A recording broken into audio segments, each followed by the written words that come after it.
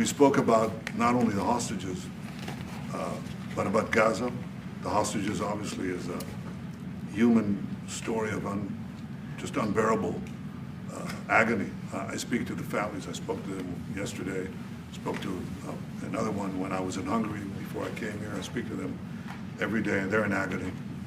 The hostages are in agony, and we want to get them all out. Steve Witkoff, who's President Trump's very able representative, helped us get a deal that got 25 out. We're working now on another deal that we hope will succeed. And we're committed to getting all the hostages out, but also eliminating the evil tyranny of Hamas in Gaza, and enabling the people of Gaza to freely make a choice to go wherever they want. I mean, they should have that choice. And the president put forward a vision, a bold vision, which we discussed as well, including the countries that might be amenable and are amenable to accepting Palestinians of their free choice if they choose to go there. And I think that's the second thing that we discussed. But the hostages came right on top. To Israel, and that's trade. And I think the Prime Minister is going to tell you a little bit about trade and what they're doing. We also discussed the situation in Syria. We've had neighborly relations with Turkey that have deteriorated, and we don't want to see Syria being used by anyone, including Turkey, as a base for attack in Israel. Turkey is a country that has a great relationship with the United States. The president has a relationship with the leader of Turkey.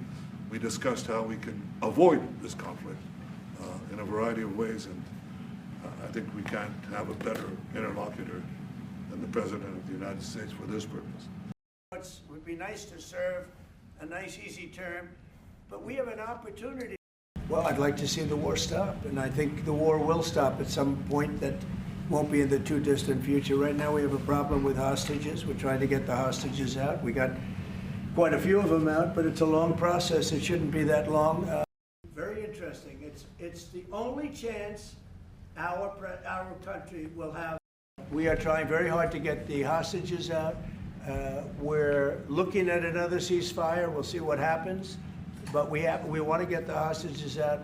The Israeli people want the hostages out more than anything. They want the hostages out. This man is working very hard with us to do that. I mean, I don't know. I hope he's being appreciated because he's been a great leader. He's working very, very hard on the hostages and many other things. A lot of money, because that was a Biden deal, another Biden deal. Not only did he embarrass us with that. Well, you know how I feel about the Gaza Strip. I think it's an incredible piece of important real estate, and I think it's something that we would be involved in, but you know, having a peace force like the United States there, controlling and owning the Gaza Strip would be a good thing. Because right now, all it is for years and years, all I hear about is killing and Hamas and problems. And if you take the people, the Palestinians, and move them around to different countries, and you have plenty of countries that will do that, and you really have a freedom zone. You call it the freedom zone, a free zone, a zone where people aren't going to be killed every day. That's a hell of a place. It's a, you know what I call it, a great location that nobody wants to live in, because they really don't. And when they have good living, real living, where Hamas and all of the problems they have, the level of death on the Gaza Strip is just incredible. And I've said it. I don't understand why Israel ever gave it up. Israel owned it. It wasn't this man, so I can say it. He wouldn't have given it up. I know him very well. There's no way. They took oceanfront property and they gave it to people for peace. How did that work out? Not good. Is there a concept? But you know, there are other concepts that I like too, and there are some concepts I don't. I think what the president talked about is, first of all, to give people a choice. You know, Gazans were closed in, and every other place, including in arenas of battle. I mean, whether it's Ukraine or Syria or any other place, people could leave. Gaza was the only place where they locked them in. We didn't lock them in. They're locked in. And what is wrong with giving people a choice? Now, we've been talking, including over lunch, about some countries, I won't go into them right now, that are saying, you know, if Gazans want to leave, we want to take them in. And I think this is the right thing to do. If you give, it's going to take years to rebuild Gaza. In the meantime, people can have an option. The president has a vision. Countries are responding to that vision. We're working on it. I hope we'll have good news for you.